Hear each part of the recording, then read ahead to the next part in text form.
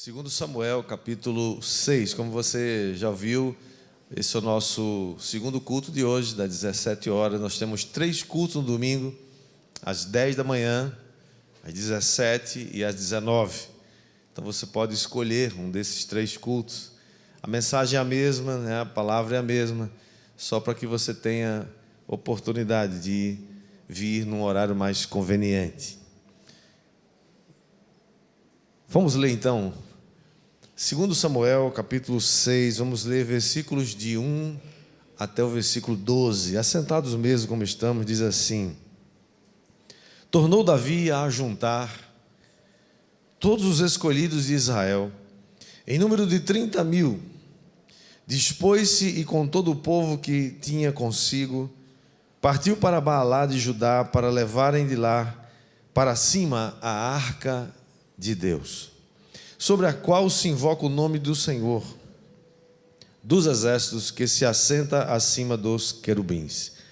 Puseram a arca de Deus num carro novo e a levaram da casa de Abinadab, que estava no outeiro. E Uzá e Aiô, filhos de Abinadab, guiavam o carro novo. Levaram-no com a arca de Deus da casa de Abinadab, que estava no outeiro, e Aiô ia adiante da arca.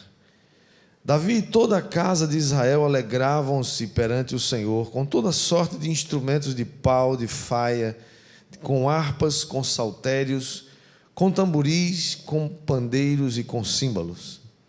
Quando chegaram à eira de Nacon, estendeu Uzá a mão à arca de Deus e a segurou, porque os bois tropeçaram. Diga comigo, porque os bois tropeçaram. Então a ira do Senhor se acendeu contra Uzá, e Deus o feriu ali por esta irreverência, e morreu ali junto à arca de Deus. Desgostou-se Davi, porque o Senhor irrompera contra Uzá, e chamou aquele lugar Pérez Uzá, até o dia de hoje. Temeu Davi ao Senhor naquele dia, e disse: como virá a mim a arca do Senhor? Não quis Davi retirar para junto de si a arca do Senhor para a cidade de Davi, mas a fez levar à casa de Obed-edom o geteu. E ficou a arca do Senhor em casa de Obed-edom o geteu 3 meses, e o Senhor o abençoou e a toda a sua casa. Até aqui o versículo 11, que o Senhor aplica essa palavra no nosso coração. Vamos orar? Baixe sua cabeça, feche seus olhos. Pai, louvado seja o teu nome pela tua palavra, porque ela é viva, é eficaz, é poderosa. E esse registro, Pai, está aqui, foi lido nessa noite, porque o Senhor é poderoso para nos falar ao coração. E eu peço que o Espírito Santo, que inspirou essa palavra, também nos fale, nos abra o entendimento e nos dê revelação na tua palavra, que o Senhor possa nos alimentar nessa hora, Pai, enquanto o Senhor ministra os corações individualmente. Inunda esse lugar com a tua presença abençoadora, em nome de Jesus. Todos dizem amém. Isso é um texto muito especial, precioso, como a Bíblia toda é. E eu já preguei sobre esse texto algumas vezes, especialmente sobre a casa de Obed-edom. Hoje, entretanto, gostaria de focar primeiro no fato de que Davi, o rei Davi, que se tornara rei, mas antes de ser rei, de se tornar um rei, ele aprendeu desde muito cedo, desde quando era criança, quem sabe, e com certeza quando era um adolescente, ele se tornara um adorador, um exímio músico, que tocava harpa muito bem. E ele, mesmo se tornando um forte guerreiro, ele se tornou um estrategista militar, um homem de muita coragem, e um homem que efetuou grandes vitórias para as batalhas que ele empreendeu com o exército de Israel. Mas o que é mais importante, que chama muito a atenção na vida de Davi, é que ele se tornou um apaixonado pela presença de Deus. Ele era apaixonado por Deus, pelas coisas de Deus. E ele não só se torna um exímio tocador, tangedor, mas ele se torna um grande compositor. Ele escreve muitos textos, ele escreve poemas, e especialmente ele escreve quase metade do livro dos Salmos, que, como nós o conhecemos na nossa Bíblia. Esse homem era um homem que a Bíblia diz que ele era um homem segundo o coração de Deus, porque ele sabia dar respostas adequadas, apropriadas à vontade de Deus. E ele então se torna esse símbolo de alguém que era apaixonado pela presença de Deus. No Antigo Testamento, o símbolo maior, mais importante da presença de Deus era a Arca da Aliança. A Arca da Aliança era um objeto que ficava num lugar separado, chamado Santo dos Santos, ou lugar santíssimo, protegido por um véu, por uma lona, por algo que escondia, só o sumo sacerdote poderia entrar nesse lugar, e isso uma única vez por ano. E ali ficava a arca. Mas isso foi quando Deus deu as dimensões e mandou fazer o tabernáculo na época ainda de Moisés. Agora, muitos anos haviam se passado, quase 500 anos depois que o tabernáculo havia sido construído, havia sido estabelecido a partir da saída do povo da terra do Egito. E agora, muitos anos depois, a arca não tem um lugar para repousar. E aí, o que Davi pensa? Vou levar a arca para Jerusalém. Jerusalém acabara de ser, pouco tempo que ele começou a edificar Jerusalém como uma cidade, tornou-a a capital do império e do reino de Israel. Isso estamos falando de 3.000 anos atrás.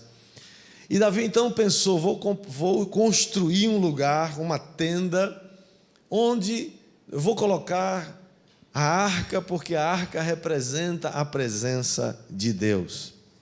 E ele então faz todos os preparativos para levar a arca, que estava nesse momento na casa de Abinadab, e lá estava por quase 20 anos. Ele então convida seus oficiais, seus responsáveis, as autoridades do seu exército, e ele faz uma festa, e ele programa levar a arca com grande estilo, com danças, com júbilo, com instrumentos musicais.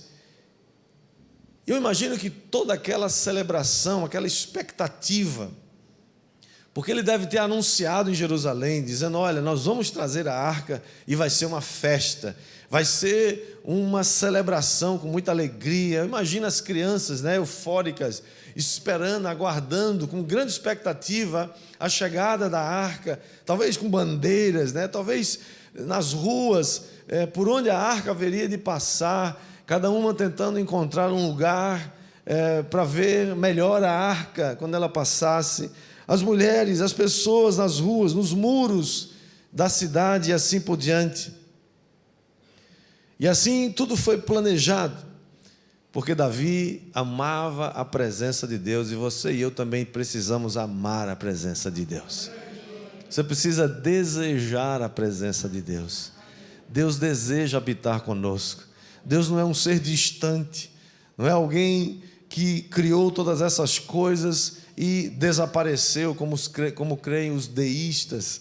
Ele não é alguém que sumiu na história. Ele continua sendo alguém que interage com a sua criação, com as suas criaturas, com os seus filhos, com as suas filhas, e deseja nos abençoar. Quem está entendendo aí, diga amém. Mas agora, no meio do caminho, no meio daquela festa, aconteceria um grande imprevisto. Aquele plano que você faz, você pensa em tudo, você pensa nos detalhes, você pensa no que vai acontecer, né? Os atos, o desenrolar da festa, tudo está planejado, mas acontece aquele imprevisto. Você já esteve assim, se preparando para ir para uma festa e de repente seu vestido rasga, faltando meia hora para o casamento. Não dá para comprar outro, não dá para emendar, né? Que desespero, né? A mulher passa numa hora dessa. Feliz aquela que tem vários vestidos lá esperando, né? Na fila. Mas aí tem o problema da cor. Não combina. E não sei o quê, né? E não combina com o sapato, não combina com a bolsa, e não combina com a cor do cabelo, e não sei o que, essas coisas, né? Imagina como isso atrapalha, como isso é uma cena fora do script, né? Como isso é um ato que não estava previsto. Ocorre que, como diz o texto que a gente leu, quando os bois chegaram na eira de Nacon, eles tropeçaram. Esse é o tema da nossa mensagem de hoje, quando os bois tropeçam. Diga comigo, quando os bois tropeçam. Quando os bois tropeçam, o que você faz? Quando os bois tropeçam, o que aconteceu? Quais são as nossas perguntas nessa hora? Para onde a gente vai? A quem a gente vai recorrer? E mais do que tropeçar, diz o texto, que quando os bois tropeçaram, a arca começa a despencar de cima do carro novo. E Uzá, filho de Abinadab, que guiava o carro, estendeu a mão com uma boa intenção em segurar a arca. Mas diz o texto que Uzá foi morto, fulminado imediatamente, porque era uma falta de respeito, de honra, e Deus proibira qualquer outra pessoa de tocar naquela arca, exceto os sacerdotes levitas. Isso havia sido dado desde lá atrás, na época em que todo o tabernáculo foi dado para Moisés. E Deus disse como a arca deveria ser feita, construída, e quem deveria manusear essa arca. De modo que toda a festa, todo aquele cortejo para. Aconteceu algo, uma pessoa morreu. Davi fica desesperado. Ele teme, diz o texto, versículo 9, que ele diz: como eu vou trazer a arca do Senhor para minha casa? Como que isso acontece? Que tragédia é essa?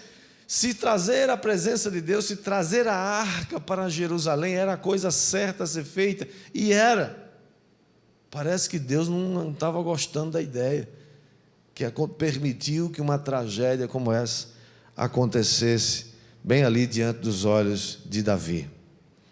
Imagina aquele silêncio, todo mundo se pergunta: e agora?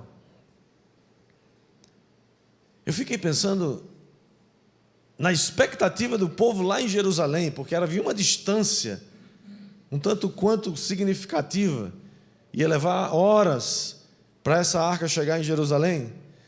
Bom, fico imaginando as crianças do tipo assim: mas e cadê a arca? Por que a arca não vem?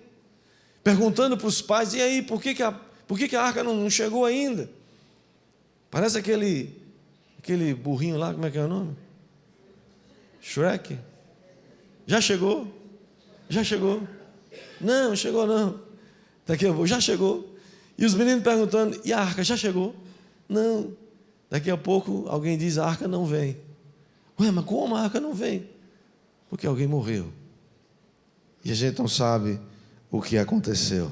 A pergunta é: o que fazemos quando os bois tropeçam?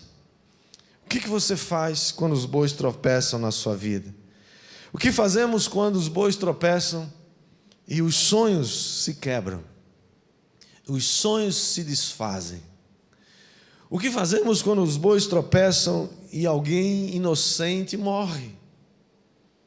Alguém que não tinha nada a ver com a história morre. O que você faz quando os bois tropeçam e parece que você já foi longe demais e você pensa: não tem jeito para a minha vida, para o meu casamento, para a minha família, para o meu negócio, para a minha vida, para a minha história? Algumas pessoas que pensam, já dei muitas voltas nesse mundo, e o diabo sempre vai chegar nessa hora e sugerir que não tem jeito mesmo para você. Sabe, a boa notícia é que sempre tem jeito para a gente. Sempre tem jeito para a sua vida. Diga para o seu vizinho, tem jeito para você. O que você faz quando sua célula não rompe? Você pensa, na minha célula não tem jeito, o pessoal não quer nada, é o mesmo grupinho a vida toda, semana após semana. O que você faz quando a presença de Deus não vem, a presença de Deus não parece que chegou, que nem sequer deu o ar da graça? Nessas horas, a gente precisa aprender algumas coisas, e eu creio que esse texto é didático, ele nos ensina algumas coisas. Primeiro, a Bíblia diz que Davi temeu. A gente precisa temer o Senhor, não é temer ao Senhor, não é ter medo de Deus. O temor do Senhor é algo que nos coloca numa contínua e forte expectativa daquilo que Deus é e daquilo que Ele vai fazer. É saber que Deus é todo poderoso, que Ele é muito amoroso, que Ele é amor, que Ele está interessado na sua vida, que Ele não está só querendo acertar contas com você. Tem gente que tem um histórico, de vida, que a única coisa que ele conhece ou ela conhece da vida é o acerto de contas. Deus não é aquele que está esperando a gente lá na esquina para acertar as contas. Deus é justo, Ele é justiça, mas a Bíblia diz que Ele é amor, e Ele morreu, mandou Jesus para morrer numa cruz, para nos salvar e nos perdoar de todos os nossos pecados. Davi temeu ao Senhor naquele dia, e eu creio que hoje, irmãos, hoje é um dia propício para eu e você aprendermos algumas coisas quando os bois tropeçam. A primeira coisa que nós aprendemos, eu creio nesse texto, é que quando os bois tropeçam, nós perdemos o controle, mas Deus não. Você já viu, já teve aquela sensação de que você perdeu o controle das coisas? Que você não pode mais resolver esse problema, que você não tem como influenciar, você não tem como dar jeito? Não precisa levantar a mão, mas você já se sentiu assim alguma vez na sua vida? Momento em que você não sabe o que fazer, você não tem noção, você não sabe para que lado ir, que direção tomar. Estende a mão e tenta controlar uma tragédia, ou seja, ele pensou, a arca vai cair, vai despencar daqui de cima, vai se espatifar no chão, vai se quebrar, embora a arca fosse feita de madeira de acácia e toda coberta de ouro, era uma peça bem feita, pesada, mas ele pensou, vai cair, vai se machucar. Aqui temos uma figura de alguém que está tentando controlar a situação. Você já teve nesse momento em que você não pode controlar mais a situação, mamãe? Seu filho cresceu, sua filha cresceu, e agora ele tem asas para voar. E nem sempre ele vai voar ou ela vai voar para o lugar que você deseja que ele voe, que ela voe. Você vai orientar, você vai ensinar, você vai crer que Deus vai continuar cuidando, abençoando seus filhos, mas tem uma hora que eles vão bater asas e vão voar. Diga glória a Deus que eles vão voar. Mas tem hora que você não sabe o que fazer, porque chega uma hora que você não é mais, aliás, você não é responsável pelas decisões de pessoas adultas. Cada um é responsável pelas suas próprias decisões. Você não pode manipular o resultado. Você não pode controlar a vida dos outros. Você não pode controlar a vida do seu marido. Você não pode controlar a vida da sua mulher. Você pode ser uma inspiração para ele ou para ela, mas você não pode controlar a vida de ninguém. Uzá tentou controlar, manipular. E sabe, irmãos, a arca representando a presença de Deus é algo que eu e você, nós não podemos controlar a presença de Deus em lugar nenhum. A Bíblia diz que o vento sopra onde quer. Jesus estava falando do Espírito. O vento sopra onde quer, ouves a sua voz, mas não sabe de onde ele vem, nem para onde ele vai. Assim é todo aquele que é nascido no Espírito. O Senhor quer soprar na sua vida, mas você não pode controlar o que Ele vai fazer na sua vida. Se entregue confiantemente a Ele, que Ele vai fazer o melhor. Salmo 37, 5 diz: entrega o teu caminho ao Senhor, confia nele e o mais Ele fará. Confie que o Senhor vai fazer o melhor na sua vida, confie. Se Ele diz que vai fazer o melhor, Ele vai fazer o melhor, pode confiar, amém ou não amém? O plano de Davi, irmãos, era perfeito, era levar a arca para Jerusalém, que coisa linda, e mais tarde você vai ver que ele consegue levar a arca para Jerusalém, mas não era plano de Deus que a arca fosse primeiro para Jerusalém. O plano de Deus é que a arca fosse primeiro para a casa de Obed-edom. Porque quando Deus quer abençoar uma cidade, Ele não começa abençoando a cidade, Ele começa abençoando você. Amém. Começa abençoando sua casa. Amém. Começa abençoando sua vida. Amém. É assim que Deus faz. Deus sabe onde manifestar a sua presença.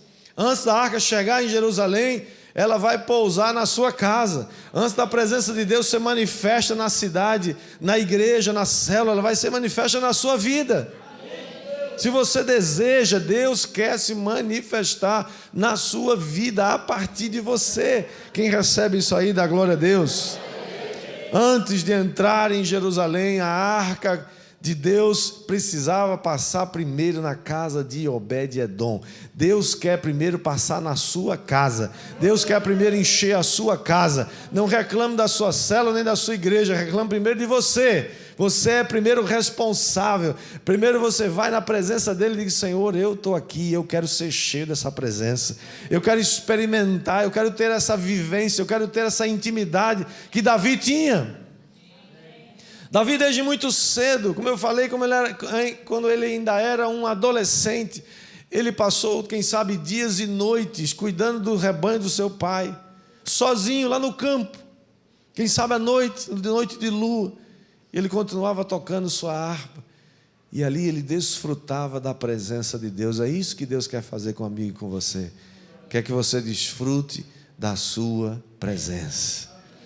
Sabe que há muita ansiedade e muito desespero pela vida e dúvidas que poderiam ser dissipadas e podem ser dissipadas quando você decide deixar que a arca de Deus pouse na sua casa, pouse na sua vida. Quando você separa tempo para estar na presença de Deus, buscando sua presença. Qual foi a última vez que você se perdeu nesse momento? Que você desligou o tempo, que você fechou a porta do seu quarto e você deixou Deus falar com você? Talvez no silêncio de uma madrugada, onde está todo mundo dormindo, a cidade dorme, mas você está ali na presença de Deus dizendo: Senhor, eu quero conhecer o Senhor. Eu sei que o Senhor não perdeu o controle da minha vida, o Senhor continua controlando todas as coisas, e eu confio naquele que é todo poderoso. Quantos aqui podem dizer: Senhor, cuida da minha vida? A presença de Deus, irmãos, não flui do templo para as casas, ela flui das casas para o templo. Ela flui da sua casa. Quando uma célula se encontra essa semana, são casas que se encontram, pessoas que se encontram, e você vai para esses encontros, você já vai cheio de Jesus, você já vai cheio de Deus, e ali vocês vão se encontrar e vai ser uma bênção, ali vai ser avivamento. Quem recebe aí, quem dá glória a Deus por isso? Deus continua tendo o controle da história, diga amém. Segunda coisa que aprendemos desse texto é que quando os bois tropeçam, nós descobrimos que precisamos conhecer a vontade de Deus. Nós precisamos conhecer a vontade de Deus. Se você não esteve aqui nas 2 últimas semanas, eu aconselho, eu desafio você a ouvir as 2 últimas mensagens, cujo tema foi como conhecer a perfeita vontade de Deus. São 2 mensagens. Está no nosso canal lá do YouTube. Você pode entrar lá. As mensagens estão lá no YouTube para abençoar a sua vida, se você desejar assim. Então, Nós precisamos conhecer a vontade de Deus, a perfeita vontade de Deus. É possível conhecer a perfeita vontade de Deus, sim ou não? Sim. Lá nós temos 10 passos que te ajudam a descobrir a vontade de Deus para a sua vida. Mas quando as coisas não dão certo, quando as tragédias acontecem, é um momento propício para você refletir sobre a vida. Por isso que o sábio Salomão disse certa vez: eu prefiro ir à casa onde tem luto, aonde só tem festa, porque onde tem luto as pessoas refletem sobre a precocidade da vida. Estou falando com as minhas palavras. Onde tem festa, todo mundo está na festa, ninguém para pensar nada. Nessa hora que houve uma tragédia, Davi foi pensar: o que aconteceu? O que foi que houve? O que deu errado? Então ele vai descobrir que ele fez uma coisa que Deus não tinha dito para ele fazer. A maioria, irmãos, por que não dizer todas as nossas tragédias são fruto da nossa ignorância ou da nossa incapacidade ou da nossa indiferença em saber qual é a vontade de Deus para a sua vida. E aí a gente toma escolhas baseado na nossa própria consciência ou nas coisas que o mundo está dizendo. Faça assim, faça desse jeito. Davi vai descobrir que ele copiou o mundo, ele copiou a estratégia do mundo. O texto diz que ele construiu um carro novo. Ele, seus amigos e sua equipe, de organização da festa, eles construíram um carro novo, colocaram a arca em cima e puseram bois para puxar. Davi, obviamente, concordou com isso, ou nem se lembrou, não sabemos. O fato é que não era essa maneira que Deus havia dito para que a arca fosse conduzida. Você lê lá em Êxodo, capítulo 25, versículo 10 em diante, Deus não somente diz como a arca deveria ser construída, Ele diz como ela deveria ser carregada. Ou seja, haviam 2 argolas de cada lado. A arca era um objeto assim retangular, com 1,20 m mais ou menos de comprimento, e aqui 2 argolas de cada lado, onde eles colocavam um varal também de ouro, e 4 sacerdotes pegavam essa arca e levavam a arca nos ombros. Tem umas representações por aí que você vê, feito dessa maneira. 4 sacerdotes, 2 na frente, 2 atrás. Então eles levantavam a arca, colocavam no ombro e iam marchando os 4. Era essa a maneira que Deus planejou para que a arca fosse conduzida. Deus não disse que deveria ser carregada num carro novo, mas onde eles aprenderam isso? Aprenderam com o mundo. O que é que você tem aprendido para levar a presença de Deus na sua vida, na sua casa, na sua família? Você tem aprendido com o mundo ou tem aprendido com a palavra? É hora de você pesquisar e saber o que é que a Bíblia diz sobre como a gente deve se conduzir.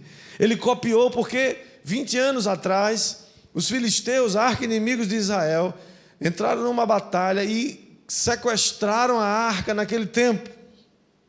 Levaram a arca para o templo do seu Deus, e quando a arca chegou lá, o povo, os filisteus, começaram a adoecer, ficaram doentes, e foi uma confusão muito grande. E aí os príncipes dos filisteus entenderam que aquilo era uma maldição, porque eles tinham sequestrado a arca do Deus de Israel. Então eles decidiram devolver aquela arca, e como eles fizeram, não sabiam como fazer, eram ignorantes, não conheciam a palavra, então eles tiveram uma ideia: vamos construir um carro novo. Quem é que não gosta de carro novo aqui? Alguém não gosta de carro novo aqui? Aquele cheirinho novo é bom, não é? Maravilhoso, sim ou não? Alguém gostaria aqui de ganhar um carro novo? Se gostaria, levanta a mão e deixa o anjo tirar a foto. E diga para ele qual é o carro que você quer. Não se esqueça de dizer a cor. Como é que você quer os detalhes? Deus é assim, Deus é específico, irmãos. Você crê ou não crê? Diga qual é o carro que você quer, a cor do carro, os bancos de couro ou não sei o que, tem que ter esse negócio, Amém ou não amém? Glória a Deus, eu creio. Então, eles não sabiam, mas fizeram o melhor que eles puderam. Edificaram um carro novo, colocaram a arca e despacharam os bois. 20 anos depois está lá a galera de Davi copiando o que os filisteus haviam feito. Sabe, você e eu conhecemos a palavra é digna de ser imitada e obedecida. Não imite o mundo no seu casamento, não imite o mundo nos seus negócios, não imite o mundo em nada do que você faz. Porque o mundo passa e a sua cobiça, somente aquele que faz a vontade de Deus vai permanecer para sempre. Quem recebe aí, diga amém. Então, na segunda vez que Davi leva a arca para Jerusalém, ele mesmo reconhece, esse texto está lá em 1 Crônicas, capítulo 15, versículo 2, quando ele diz que ninguém pode levar a arca, exceto os levitas, sacerdotes. Estes foram designados por Deus para levar a arca. E se você ler esse texto, não vamos ler agora, que não é o nosso foco, mas se você ler esse texto, você vai perceber que os sacerdotes começaram a levar a arca da casa de Obed-edom, colocaram a arca nos ombros e davam 6 passos e faziam um sacrifício. Mais 6 passos e faziam outro sacrifício. Eles não tinham pressa. Não tenham pressa para sair da presença de Deus. Davi entendeu isso de uma maneira trágica, mas entendeu. E agora, terceiro lugar. O primeiro lugar qual foi? Primeira coisa que a gente aprende quando os bois tropeçam é que você pode perder o controle, mas Deus não perde o controle. Segunda coisa, quando os bois tropeçam, nós descobrimos, nós somos intimados a descobrir a verdadeira, a perfeita vontade de Deus. Em terceiro lugar, quando os bois tropeçam, Deus vai começar a levantar os improváveis. Mas eu louvo a Deus porque essa é uma igreja de muitos improváveis. Gente que nem acreditava nele mesmo. Pessoas que chegam aqui totalmente desconectadas. Pessoas que chegam aqui desacreditadas, endividadas, não só financeiramente, emocionalmente. Pessoas que não têm razão para acreditar em si mesmo, porque já deu tantas voltas, porque talvez já pensou, já foi tão longe demais. Mas sabe, quando o seu plano não dá certo, é porque Deus vai começar a fazer o plano dele na sua vida. Nada está perdido. Nada está perdido. Deus, quando entra na vida da gente, Ele começa a fazer aquilo que está no seu coração, porque Ele tem um plano para a minha vida e para a sua. Agora, Ele não tem compromisso com os meus projetos, os projetos que eu criei, simplesmente porque eu achei bonito. Copiei um modelo do mundo, fiz um carro novo e não posso esperar que Deus aprove isso. Deus aprova o plano que Ele tem para a sua vida. Não somos nós, não é Jesus que segue atrás de nós, irmãos, para fazer os nossos projetos acontecerem. Somos nós que seguimos a Jesus. É você e eu que decidimos seguir Jesus, tomar a nossa cruz todos os dias e segui-lo. Quem aqui está seguindo Jesus? Se você está seguindo Jesus, então fica frio, fica tranquilo, Deus está no controle, Ele vai na frente. Ele vai abrindo os caminhos. Porque Jesus não segue ninguém, nós é que seguimos Ele. Diga amém. Graças a Deus que nós estamos seguindo Jesus. É melhor do que seguir a gente mesmo. Fomos chamados, irmãos, para andar seguindo Jesus debaixo da nuvem. Você sabe o que é andar debaixo da nuvem? No Antigo Testamento, quando o povo de Israel saiu do Egito, quase 3 milhões de pessoas vagando, perambulando no deserto. Imagina o desafio. Não só de alimentação, de água para esse povo, mas de abrigo. Não havia hospedagem, nem hotéis no deserto. Deserto à noite a temperatura cai. Tem lugares que cai abaixo de 0. Durante o dia, o sol é insuportável. Temperaturas de 40 graus até 50 graus. Quando a gente vai em Israel, vai no Mar Morto, que é uma região desértica. Esse ano nós pegamos 45 graus. Imagina a quintura, é um negócio impressionante. Você pensa que vai derreter, tanta quintura. Mas a Bíblia diz que havia uma nuvem. Os filhos de Israel andavam debaixo da nuvem. Você e eu fomos chamados para andar debaixo da nuvem. A Bíblia diz que durante a noite, essa nuvem era uma tocha de fogo, que não só iluminava, imagina 3 milhões de pessoas espalhadas em tendas, eram quilômetros e quilômetros de tendas espalhadas nas areias do deserto, e aquela nuvem de fogo servia como aquecimento e luz. Não havia Energisa lá no deserto para fornecer luz, mas Deus era a luz. Jesus era essa luz que iluminava o povo e aquecia de noite.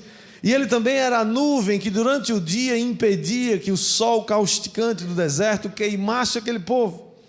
Irmãos, isso trouxe uma vida e trouxe uma longevidade tão grande àquele povo, que a Bíblia diz que durante 40 anos nem as sandálias deles se estragaram e nem as roupas se estragaram, porque eles andavam debaixo da nuvem. Você e eu fomos chamados para andar debaixo da nuvem. A Bíblia diz que quando a nuvem se movia, o povo se levantava, desmontava as tendas, vamos embora. Continuando debaixo da nuvem. A nuvem parava, eles paravam. A nuvem se levantava, eles se levantavam. Ou seja, você deve se mover quando a nuvem se move. Para onde a nuvem está se movendo? Eu e você não podemos criar nuvens, porque Jesus é a nuvem que nós seguimos. Para onde é que você está indo? Se você está andando debaixo da nuvem, pode ficar certo que não vai ter tragédias como aquela de Uzá, porque a nuvem leva você para onde você deve estar.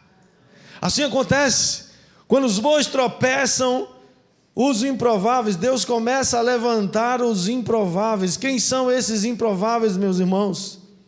Quem era Obed-edom? Um improvável. Quem era Obed-edom? Ninguém sabe até agora. Esse é um cara lá da roça, era uma pessoa, um ilustre desconhecido. Ninguém sabe quem é Obed-edom.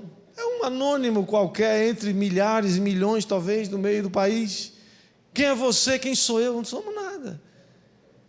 Não somos conhecidos, não estamos na TV, não estamos aí em canto nenhum. A gente está aqui servindo ao Senhor. E alguns dizem assim, mas eu não sou nada, eu não dou conta de fazer nada, eu sou apenas mais um. Pois é, quando os bois tropeçam, está na hora de aparecer os improváveis. Louva a Deus, porque essa igreja tem muitos improváveis. E Deus vai mandar muitos mais. Pessoas que ninguém acredita, mas Deus acredita. E nós acreditamos também. Pessoas que estão tão quebradas, que o diabo diz, a única coisa que serve para você é morrer, não tem mais jeito. Você está pior do que arroz de terceira, quebrado que só ele. Deus tem uma predileção especial por pessoas quebradas, porque só Ele pode juntar os pedaços e fazer de você uma nova criatura, fazer de você um homem de Deus, uma mulher de Deus. Não há nada mais extraordinário no Evangelho de Jesus Cristo do que ver histórias após histórias. Aqui tem centenas delas, de pessoas quebradas que Deus emendou, de pessoas que estavam tão desesperadas na vida, pessoas que não tinham mais nenhuma razão, casamento quebrado, vida destruída. E Deus diz, vem cá, filho, sua história está apenas começando. Não existe vida quebrada demais que Deus não possa emendar. Não existe casamento destruído demais que Deus não possa aprumar. Não existe nenhuma história de tragédia nessa vida que Deus não possa transformá-la numa história de sucesso, uma história que vale a pena ser vivida. E a gente vê isso todos os dias, Deus fazendo isso. A nossa maior alegria, a minha maior alegria como um pastor, é ver Deus se manifestar todos os dias na vida daqueles que creem, na vida daqueles que abrem o seu coração. E mesmo se achando improvável, se achando alguém que é incapaz, que não pode fazer nada, mas sabe, Deus gosta dessas pessoas. Foi assim que Ele fez com o próprio Davi. Davi era um improvável. Quando Samuel vai eleger, vai ungir o rei, Deus diz, vai na casa de Jessé e lá unge um novo rei para mim. Samuel chega na casa de Davi. Todos os irmãos de Davi foram convidados para o banquete, mas Davi não. Davi estava lá no campo cuidando das ovelhas. Ninguém, Davizinho, é um menininho que está lá. Ninguém dá nada por ele. Todos os filhos de Jessé passam diante de Samuel e Deus diz: não escolhi nenhum destes, porque são arrogantes, são bestas, pensam que são alguma coisa. Deus não olha para a aparência, Deus olha para o coração. E Samuel diz: não acabaram teus filhos, Jessé? Ele falou: não, tem umzinho lá, que não. Manda chamar. Quando ele chega, Deus diz: é esse, pode ungir. É esse que gasta tempo comigo lá no deserto. É esse que aprendeu a me adorar quando ninguém está vendo. Adoradores não são só aqueles que adoram quando as pessoas estão vendo. Adoradores de verdade são aqueles que adoram escondido. São aqueles que adoram no secreto do seu quarto. Deus está vendo e recebendo a sua adoração. Quem recebe, diga amém. Assim era Obed-edom. Ninguém conhecia Obed-edom, mas ele se oferece e diz: Senhor rei, pode mandar a arca para minha casa, pode mandar, eu vou cuidar da arca. Quando ninguém quer, ninguém queria aquela arca, irmãos. Imagina, essa arca é perigosa, se mata gente. Quem é que desejaria um negócio daquele?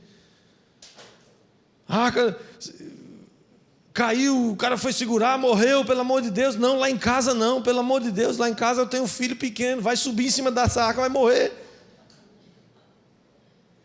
Aqueles menininhos que não sabem, né? Brinca, todo canto eles brincam. Não adianta, vai subir nas coisas, vai. Outro fala: não, meu apartamento é pequenininho demais, não cabe uma arca lá dentro. Obed-edom leva a arca para sua casa e só precisou 3 meses para todo mundo saber. Deus abençoou a casa de Obed-edom. Você tem prazer em levar a presença de Deus para sua casa? Ou na sua casa você só ouve música mundana, só vive ligada nas novelas nojentas, ensinando o que não presta? Ou você gosta daqueles programas do meio-dia que sai sangue da televisão? O que acontece na sua casa? Deus convida você e eu para levarmos a arca para a nossa casa. A arca da aliança, a arca do testamento, a arca do pacto.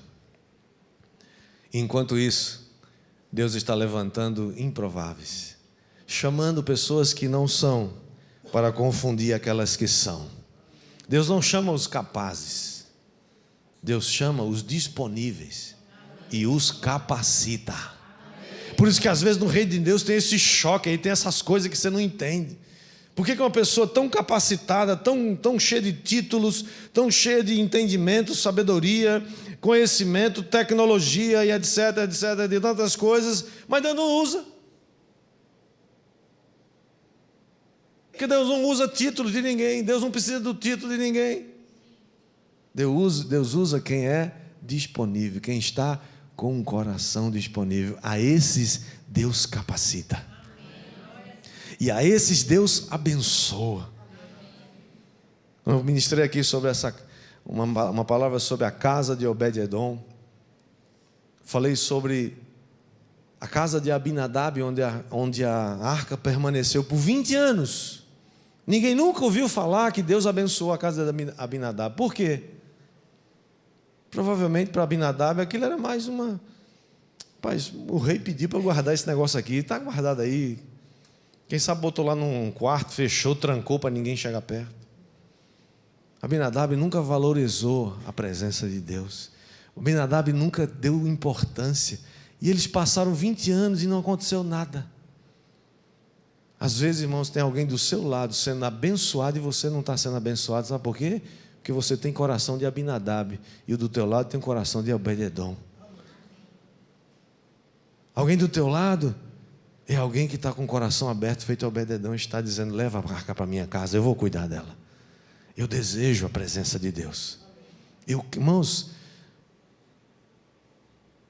qualquer igreja, qualquer família, qualquer pessoa que não tem a presença de Deus, não sobra nada.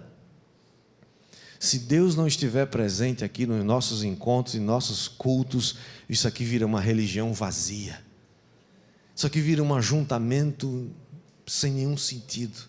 O que faz sentido da gente estar aqui juntos hoje é porque Deus disse, Jesus disse: onde houver 2 ou 3 reunidos em meu nome, eu vou estar ali no meio deles.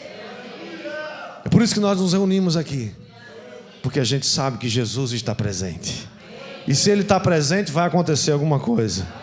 Se Ele está presente, não vai esperar 3 meses para ser abençoado. Você já começa a ser abençoado agora, hoje, agora, aqui, nessa hora, nesse momento. Quem recebe aí, diga amém. Quando os prováveis falham, Deus usa os improváveis. É a prova. Essa é a prova de que Deus continua levantando e abençoando Obed-edoms. Tem algum Obed-edom aqui hoje? Tem alguém com o coração de Obed-edom aqui hoje? Cadê a banda? Vem aqui rapidinho. Que o Senhor abençoe sua vida, meu irmão. Que você tenha o coração de Obed-edom. Que a presença de Deus seja aquilo que mais você deseja. Que a presença de Deus seja algo que você não só conheça, não só algo que você já ouviu falar, mas seja algo que você tenha muito desejo. Que você deseje como Davi desejou, a arca do Senhor, a presença de Deus.